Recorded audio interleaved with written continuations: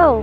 Today I would like to show you some megaliths that are relatively less famous, but not the less interesting than the very famous ones.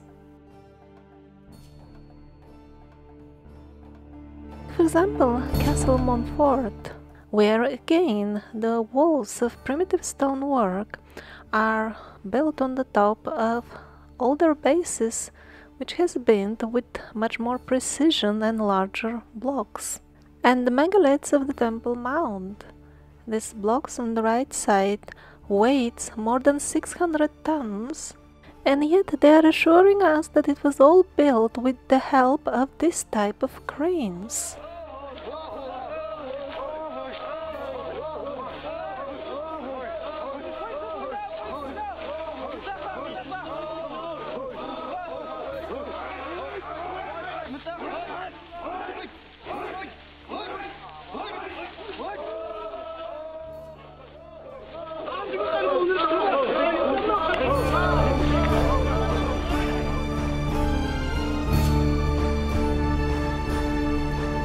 Castle Montfort. At first sight, there is nothing special in the stonework. The stones are not that big, and there is not much of a sophistication in the quality of the stonework itself. But when one looks carefully, it appears that there are two layers of stonework. This is the older one. It is visibly darker, which means it has been exposed longer to the elements. And in addition, the darker stones are much larger and they fit very well with each other without the need of any mortar.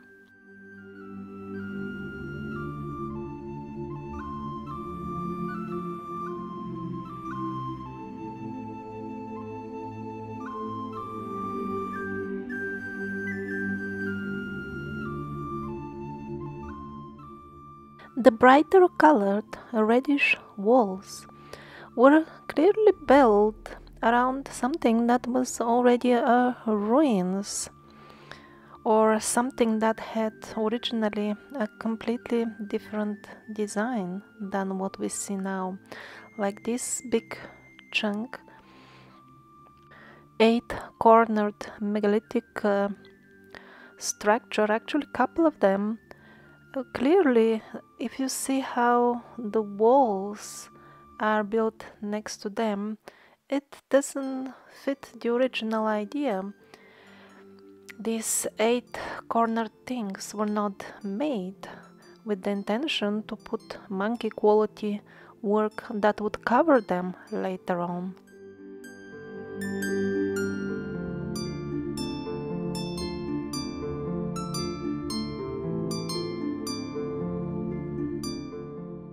Although it is pretty obvious that we have at hand a structure that has been built on the top of something older, the official academics pretend not to notice it and confidently assure us that it was all built by the Templar Knights.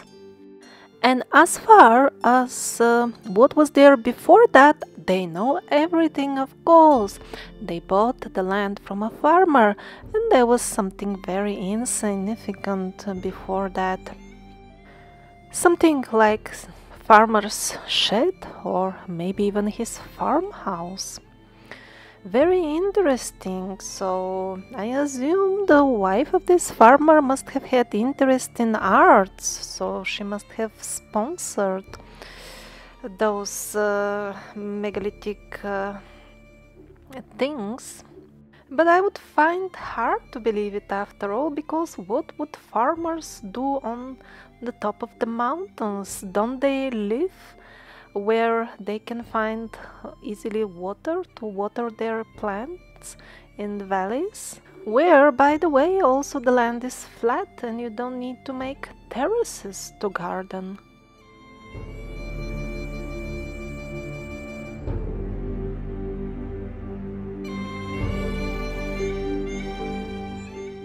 No wonder that only minimal excavations have been conducted at the site, and those were many years ago. Why would you dig if you don't want the people to know the real history? But they built this wall on the right side for the purpose of exciting the imagination of the tourists. Well, this time they were pretty straightforward and honest, and they frankly told us what are all their academics stories all about, exciting the imagination, not about finding out the truth about our history.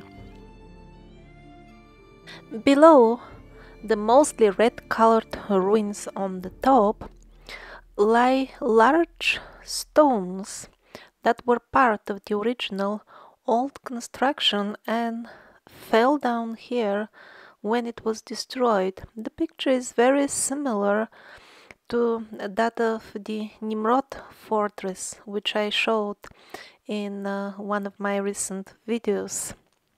Although Castle Montfort is not as impressive and as big as the Nimrod fortress, they clearly belong to the same style, the style of Baalbek, and they met the same fate, both of them and Baalbek as well, because that was the fate of Baalbek too. It was rebuilt and destroyed a number of times. And where is Castle Montfort located anyway? Looking at the Gothic arches, I would guess maybe somewhere in France? But no, it is in the heart of the Middle East. What is it doing there? The official answer to this question is, of course, foreigners must have come and built it. Is there any other way? But looking at the amount of fortresses and castles in this full region, in this style, it becomes clear that they are just so numerous that there must have been so many so-called foreigners that actually the right wording for this would be the local population. Everybody has heard about Baalbek, the mysterious Baalbek, but very often it is presented as some sort of an isolated example to make it look more mysterious. But in reality, there are many structures that are built in the exactly same style.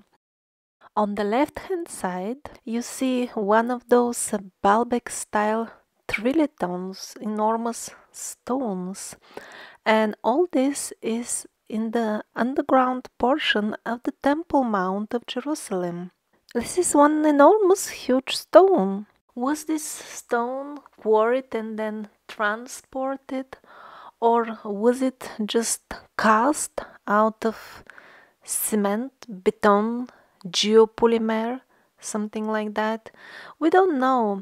There is a port also allegedly built by Herod the Great, who allegedly built the Temple Mount the way we see it nowadays.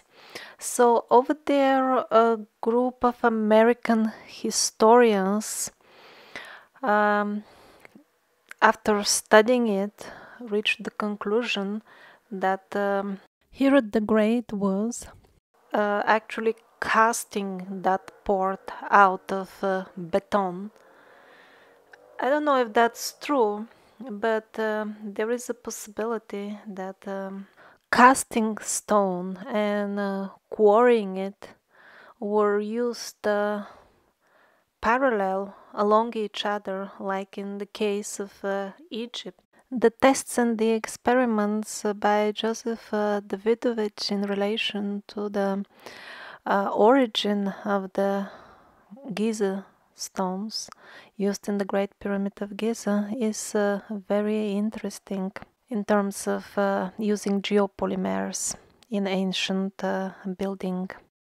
Actually, the underground of the Temple Mount, of course, we have an access to a very small portion of it, but even that is at places few stories deep with all kinds of things inside. Very often on the ancient megalithic structures we see those typical holes, so apparently they were used to insert wooden beams in them. Apparently a few pieces were left behind and they got petrified.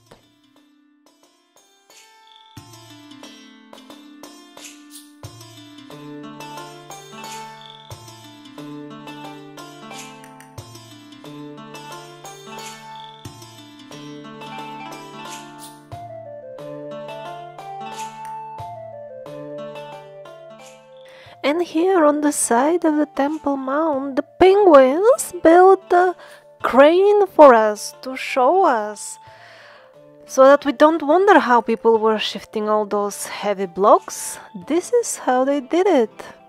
In the attic of the Wonderland of the Penguins, and these are some real life cases.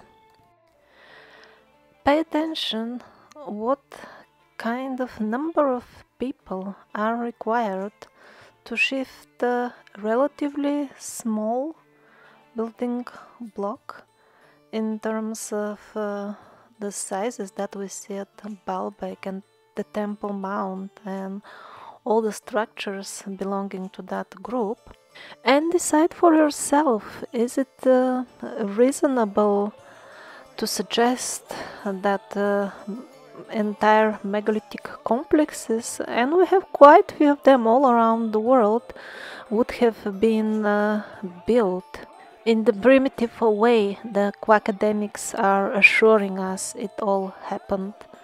Well, the population simply wouldn't have been enough for it.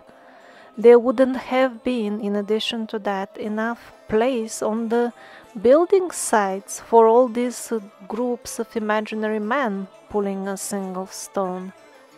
In addition, the complexes themselves wouldn't be finished in a reasonable amount of time, like, let's say, at most, the lifespan of a human being. I mean, people don't plan buildings that would be completed after 5 generations.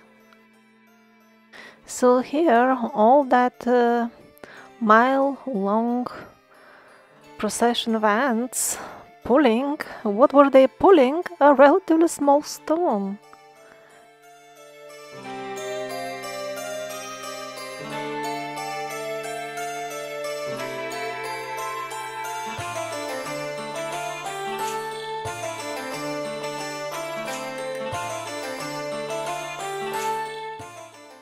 And we're not talking about just a handful of huge stones in the underground chambers. The entire complex of the Temple Mount is actually quite big and impressive, enormous megalithic structure. It obviously belongs again to the Baalbek group of sites. The style is identical to that of Baalbek and the size of the blocks as well. And its story seems to again resemble that of Baalbek and the Nimrod fortress and all the others.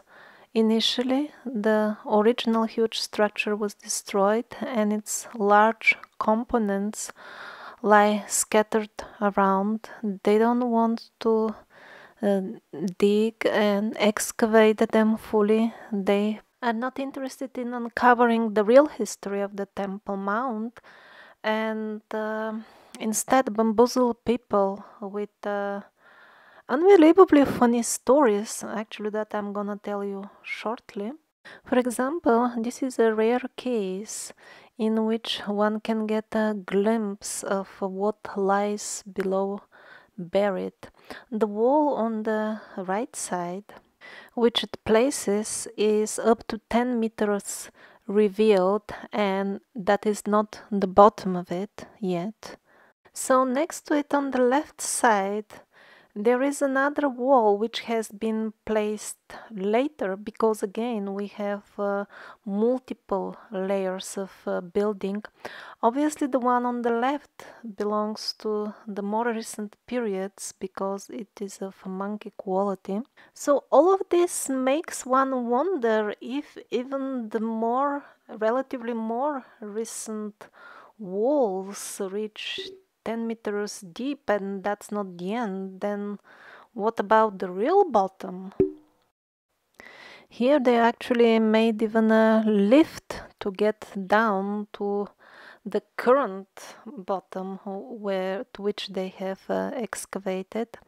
And again, this image is very informative. Just compare the quality of the old work on the right side with the wall on the left, and they're telling us that they were built at the same time by a king called Herod the Great.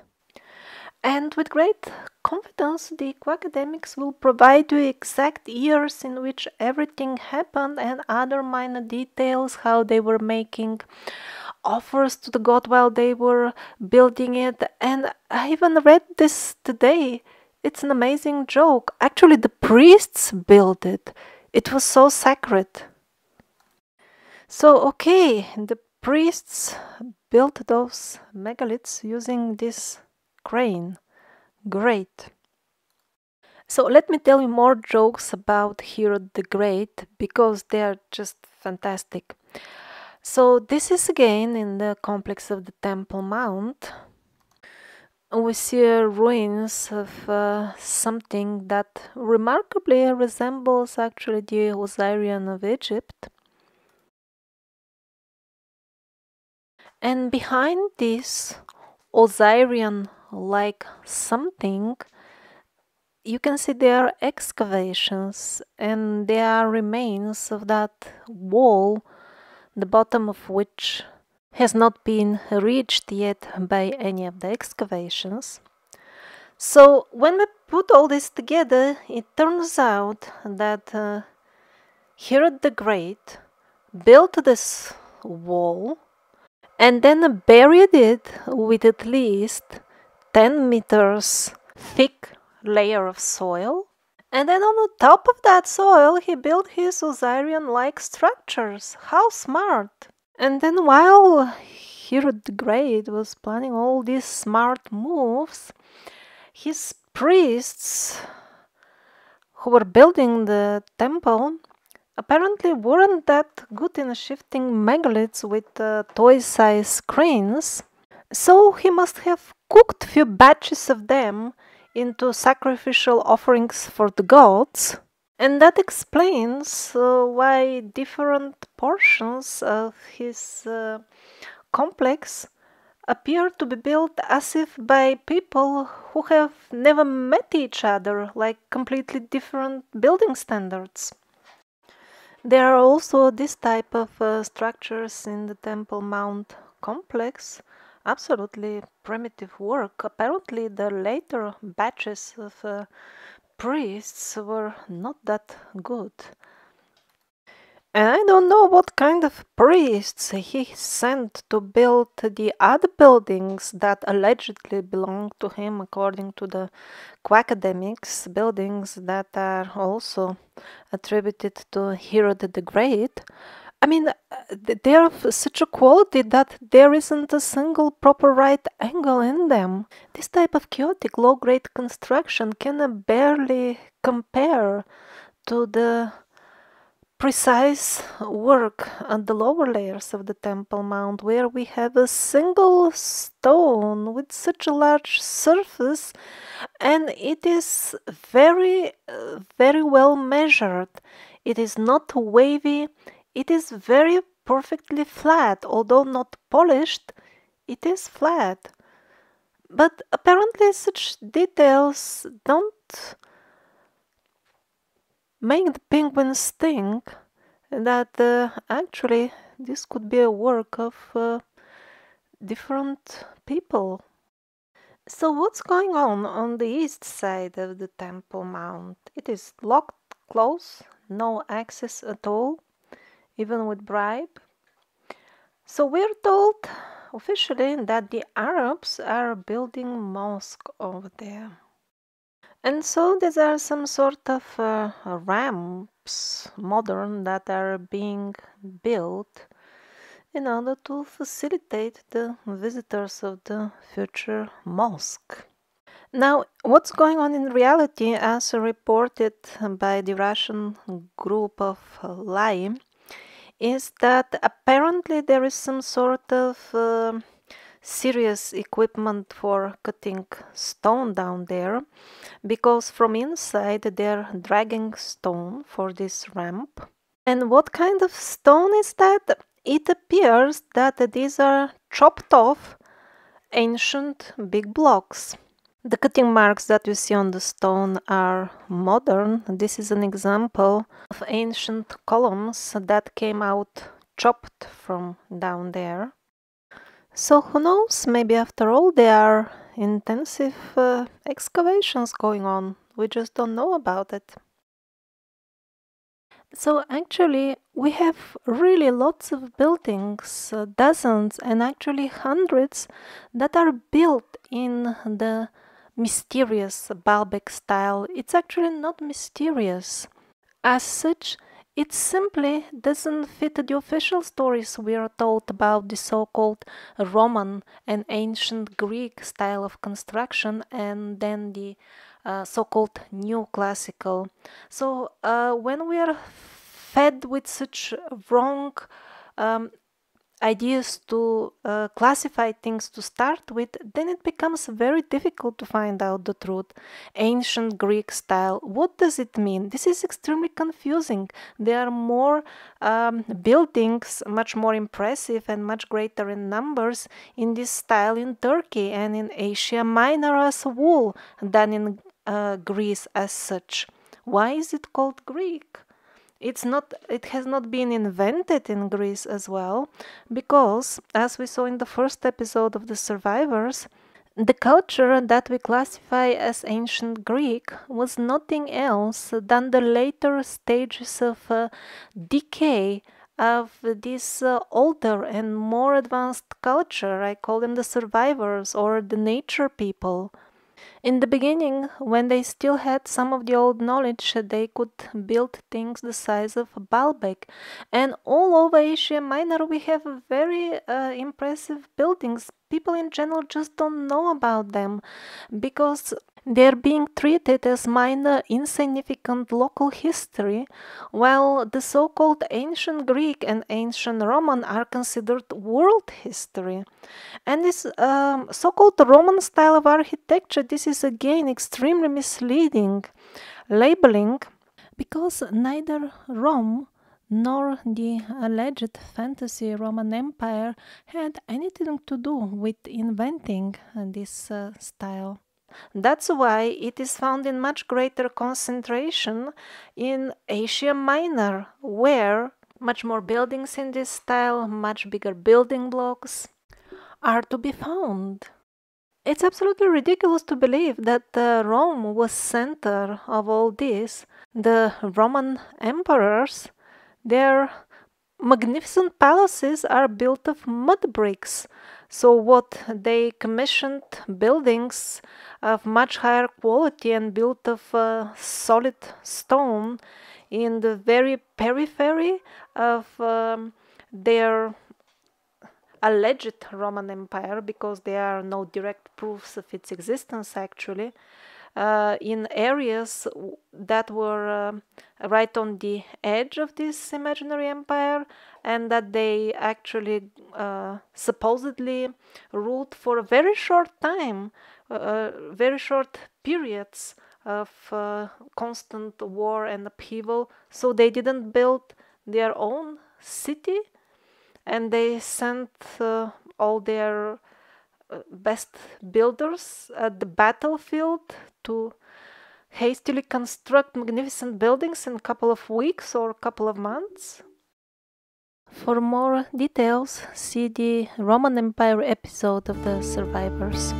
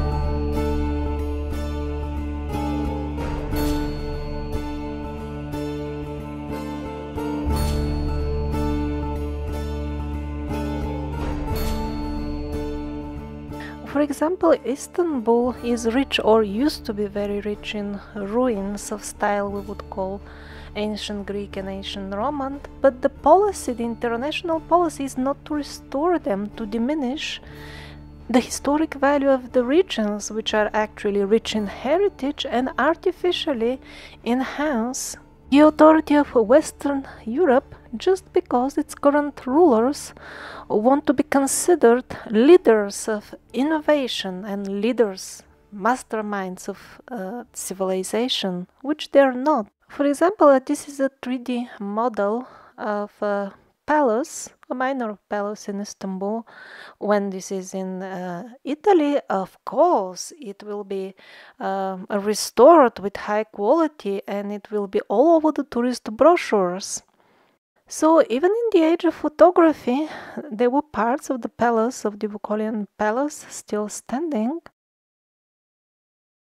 And then very quickly, literally in front of our eyes, these are the huts on the place of the palace where the dogs are. That used to be the palace. And what happened to its parts? Here you see the columns and the engraved borders. This is what happened to them. And this has become the fate of many magnificent effigies just because they are in Western Asia, where they don't enhance the authority of Western Europe. And in more recent times, USA, of course, that's an extension of this very same party of Western Europe that organizes all this. If you walk around on the streets of Cusco, even nowadays, on the sides of the street you will see amazing examples of polygonal megalithic stonework, and so was it till very recent time in West Asia. And as we saw, the stories they are telling us about the so-called neoclassical style in building are very, very fishy, because the same type of buildings they are telling us people were building in the span of over 2000 years, and these were people totally unconnected with each other. That's of course ridiculous. And we saw in the video about the Nimrod fortress Roman buildings on the top of something that they would classify as being built by the Templar Knights just 1000 years ago. While in reality, the ruins show that the so-called neoclassical style was nothing else but the last stages of developing of this building style of the nature people, of the survivors. And that is why the colonial forces, the so-called colonial forces, quickly burned the summer palace in China because it was in the wrong style. It shouldn't be over there in that area. Of course, the ordinary soldiers who were carrying out the orders, they had completely different things in mind. They thought they're fighting for a good cause, even love of their own motherland, or maybe even inspirational religious quotes. And the summer palace is not just one isolated example. All the older layers of the civilization of the survivors are present all the way in China as well. This is also China, the same style. And this is as well in China. It's not as huge and impressive as the megaliths in the other parts of the world, but it's definitely the same style with the same halls as usual. And this is this same building from another angle. Notice again that it has been built on the top of the oldest layer of survivor ruins, the rock-cut style ruins. And this is very important. I've been showing the same sequence all over Asia, Europe and Africa, and maybe even America.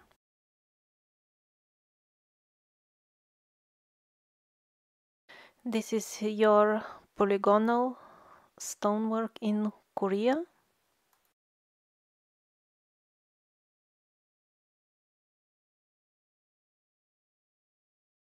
And even in Indonesia, and not only the polygonal stonework, but also the typical slant.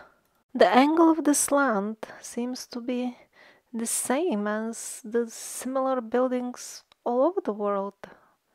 And here is your Peruvian, Turkish looking polygonal stonework now in Greece. So what I'm getting at, this was a worldwide culture.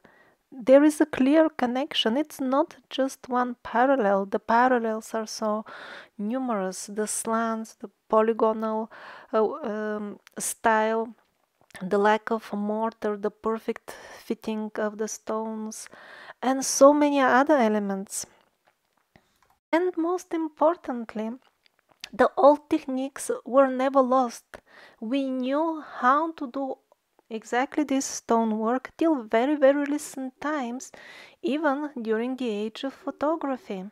Perfect examples of that would be Fort Gorazda and the mysterious polygonal wall in the village of Chusovoy. You can see my videos about them.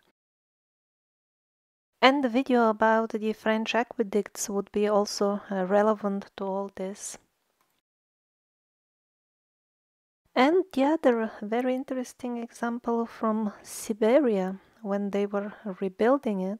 So you can see what they were building. It is clearly in new classical style.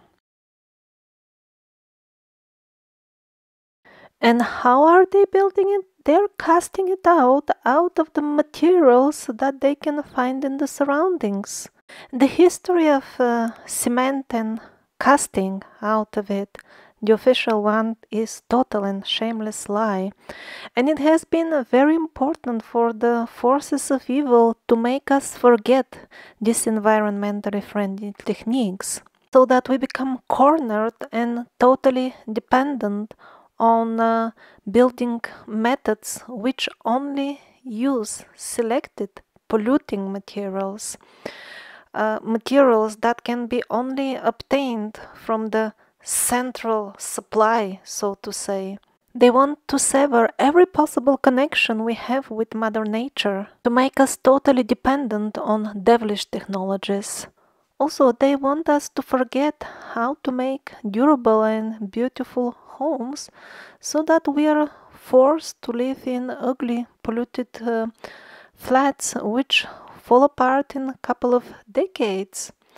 Also, this will keep us busy rebuilding them all the time, so that we don't have time to sit and think about who are we, why do we incarnate as souls here. And so at the end we will even forget to ask this question: is it possible to even live on a clean planet in peace?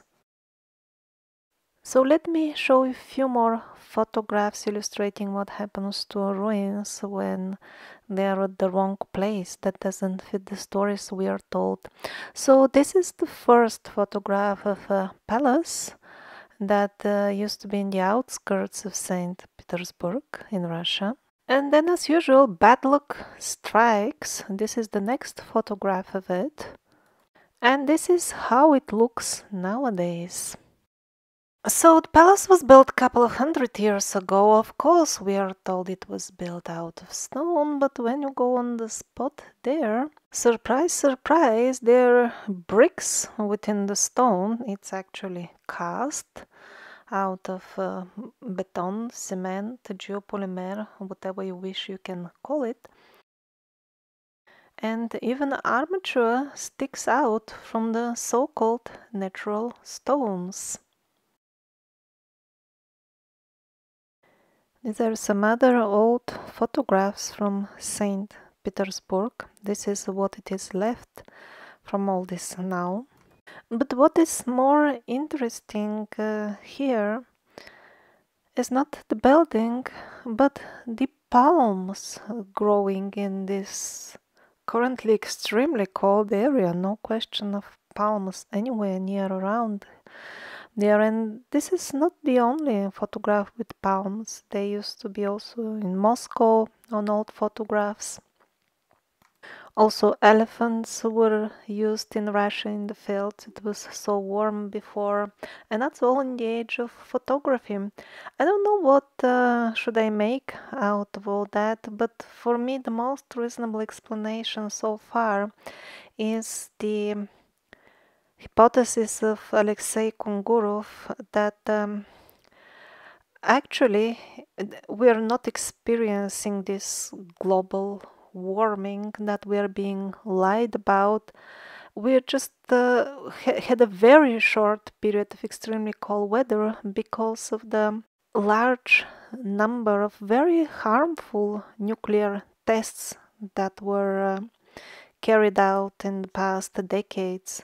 Now they stopped with all that. They're developing even more devilish technologies, so it is getting warmer, a bit warmer at least. I'm not saying that this is all that there is to it, to the current climate changes that we are experiencing. Actually, I think this is a very, very small part of it, only in recent times. In terms of the big picture, first of all, it should be clear that we are not experiencing global warming. This is not at all a problem as such. Actually, the weather is getting a bit more pleasant. We're experiencing crazier weather recently, and that's a different thing. And actually, a few things have been coming to my mind lately in terms of the bigger picture about all these climate changes that we are going through. I mean the real ones, not the scam that you hear about from the newspapers and TV. So, as I showed in a couple of videos made last year, when they are telling us that the ice age ended, they're saying it's some whatever 10, 11, 12,000 years ago. Actually, that's when it started. Before that, real scientists, as I show in the video, an interview with Alexander Koltepin, what they actually find in the layers which belong to the period which ended allegedly 11, 12,000 years ago is lush tropic greenery, warmth, loving animals, very pleasant weather on both poles, and then all of a sudden everything froze down. And then I'm connecting this with the Nordic legends about the frost giants. Because, on the other hand, in some of the survivors episodes, I showed evidence, especially in Siberia, the things looked as if they froze, like all of a sudden within minutes. So now I'm thinking, well, wait a minute, but this is exactly what the Nordic legend, actually, maybe it's a real history, the Nordic history of our race is telling us the evil people, they froze us, I mean, momentarily to death. Just like that in an instant. I didn't even connect all this when I was showing the evidence that the regions were frozen in an instant. And yeah, there is a good reason for which the evil forces which currently rule the planet are very worried that it may get warmer and pleasant, that the earth weather may come back to balance. And don't worry, if that happens, it won't submerge half of the continents underwater. That is just one of the endless lies that they're filling our brains with. Another one is to blame the carbon dioxide for the crazy and extreme weather that we are experiencing lately. This is just a clever trick to blame a natural element which is actually beneficial for plants, and in this way further clog our minds with intellectual garbage information so that we can't even think about what is actually going on. And what is actually going on? Humanity, unaware of its real history, is falling in the same traps it fell many times before. So again, as I was looking at the old photos of Syria, my God, these people look exactly like my forefathers. I myself was born in the region of the Balkans. This is how my grandparents lived. If somebody tells me these are photographs from their village, I would completely believe it. The people look the same, the buildings, the outfits, everything is the same. So, this worldwide culture of the nature people, of the survivors, it was here not very long ago, and we are being convinced, lied to by TV, by the mass media that we're different, that we have to fight over cultural and religious differences, which are actually only artificially manufactured just to make us go to war, make us fight, and we believe it. And then the result makes no sense to us. This man is thinking, oh my god, I went to war out of love to my country, to my religion, and why the result is like this, death and destruction. How can evil be result of love? The problem is that we are brainwashed. What is love all about?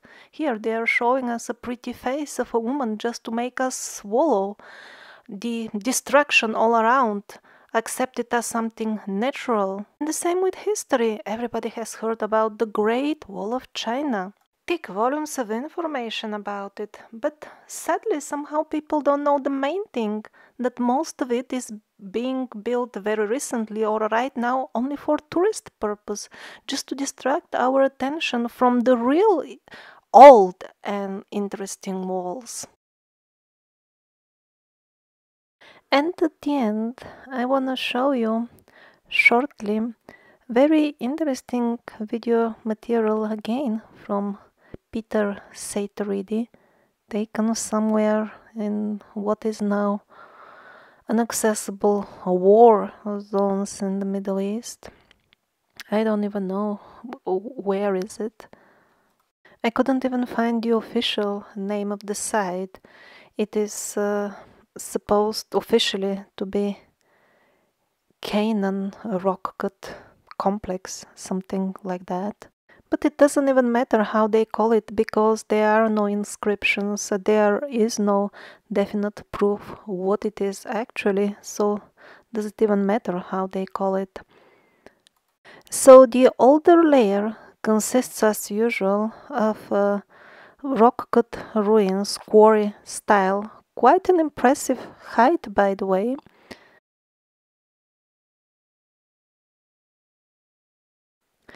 And again, this round, they look to me like wounds, like as if some weapon has been hitting it. Very few researchers even address this issue. Why are they found always on very old historic sites, and always on sites that don't fit well with the official stories that they're telling us? I don't even hear any reasonable hypothesis except being a trace of some sort of weapon. Somebody tried to suggest that they might be like places for cooking. I don't know, sometimes they are found by thousands next to each other. Heroic cooking must have been going on in this place. I mean, something like cooking for Obelix and Asterix or something like that. So the quarry-like cuttings are identical to those found all the way from Spain to China, just absolutely same style. And then we have something that looks like rock-cut tombs. So are they really burial chambers or not? I don't know for sure. But what is interesting is that they are one-to-one copy to the same structures that we saw in Italy and also Spain. This I want to show you in all my videos, that this was a culture spread over continents, a single culture. Look at this alleged necropolis. It's an absolute one-to-one copy to the same things that are in Italy labeled as Etruscan and in Turkey labeled as Lycian. including the symbols they use, the sun symbols, the oldest one found on the rock-cut ruins. They are also same everywhere you go with this culture. And the border, look at the border, the decoration element of this alleged Canaan necropolis. This is one-to-one what we call Etruscan border here in Europe. Even minor details are identical. Look at this T-shaped kind of a gate or whatever. How come the Etruscans, which supposedly were simple people, not traveling to the Middle East daily, how come they made the same design gates with the same T-shaped border on the top? And by the way, we have the same design in Egypt. And even here, all the way in Libya, we see identical borders, not just similar, but identical on identical rock-cut domes. And probably I see some hint, maybe even the border is again T-shaped. The internal space design also absolutely identical. The columns 100% identical.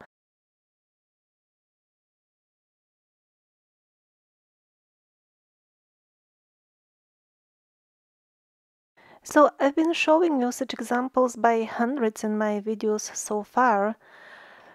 And the main point is there has been a almost worldwide culture that doesn't even have a name. It's completely absent in the mainstream history.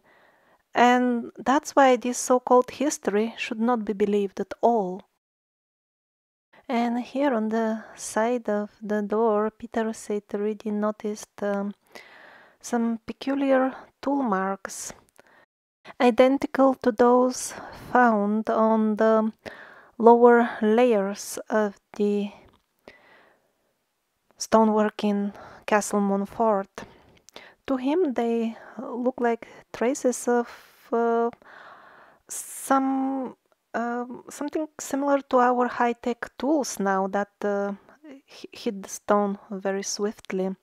The team of LAI, the Russian Laboratory for Alternative History, they also saw this type of tool marks on a number of spots in the Middle East, and their group, they're usually like at least 10 people when they travel. They would be like half-half. Half of them would think it's a high-tech tool, and the rest would find it resembling more something like a chisel. So since I mentioned the rock-cut ruins in Libya, let's see a few more images from that region, because I've been showing the same thing 100 times in Asia and Europe. Let's see some of it from Africa. All these ruins are in the vicinity of Tripoli, the capital. The oldest layer is again rock-cut, they call it tombs. Many of them look like dwellings, actually. So, as shown by the similarity in the architectural elements, like the borders, even in earliest times when people were still cutting their premises in rock, there was still one worldwide civilization. And then gradually the rock cut turned into somewhat rough-looking megalithic work. These are images from this very same region near Tripoli. As you can see, the ruins are like those of Stonehenge, but because they were unlucky to be in Libya, they, as far as I understand, they don't even exist anymore. But when they're found in England, they're world famous, of course. And then at the end, these people started building in what is commonly known as Roman style. This is the Temple of Zeus.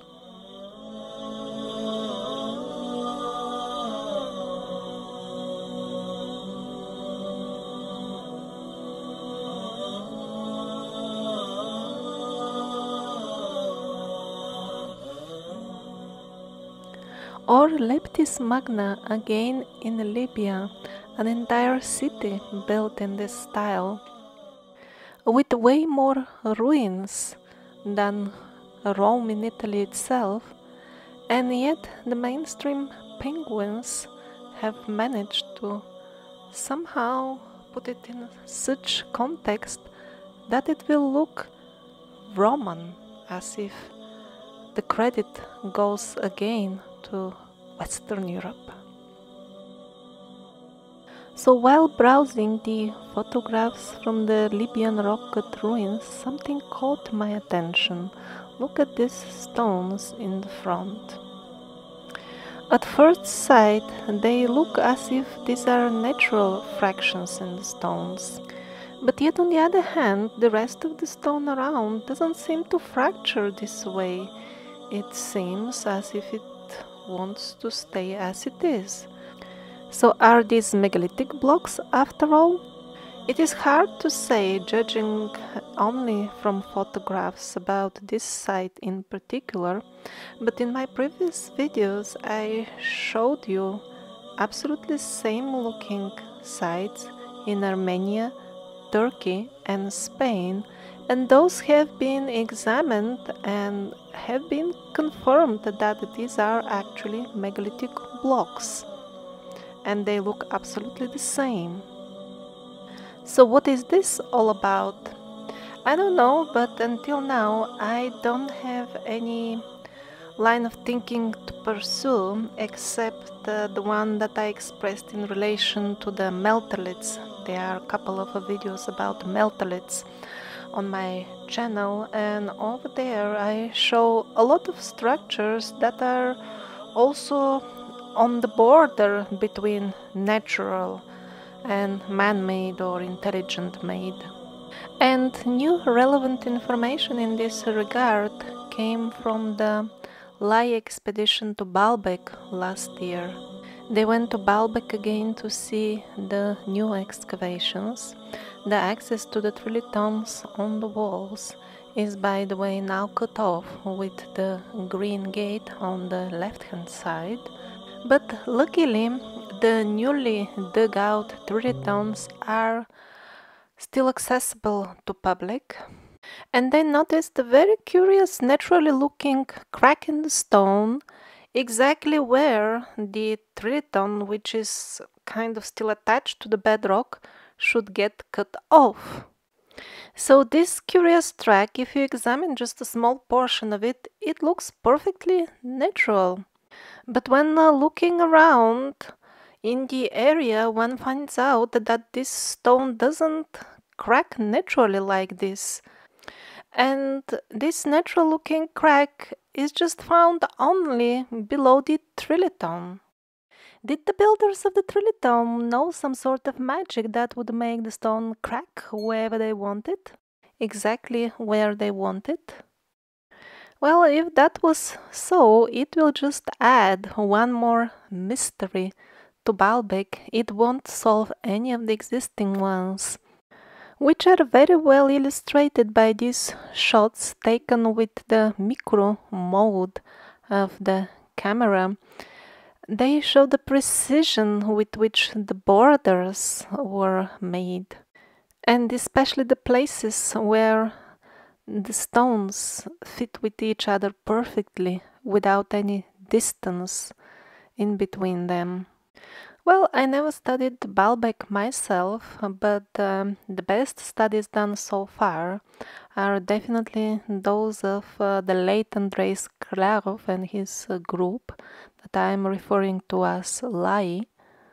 And for now, their conclusions in terms of the technology that was used in Baalbek are that absolutely primitive means were used along with the technology which is far beyond our current understanding. That's why we see very primitive looking tool marks in the quarry, and then at the places where the stone meets we see an amazing precision that we don't do nowadays when we work with stone.